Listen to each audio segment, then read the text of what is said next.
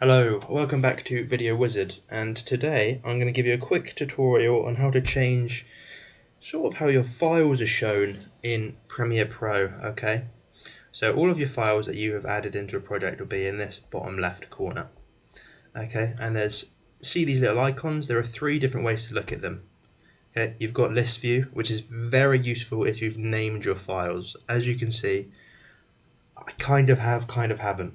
Okay, you have icon view, which is great for video. You can see exactly what the video is. And then you also have freeform view, which is pretty much the same, but they're just a little bit bigger. You can also change the magnification as well if your eyesight isn't great. But when we are on icon view, you can sort them.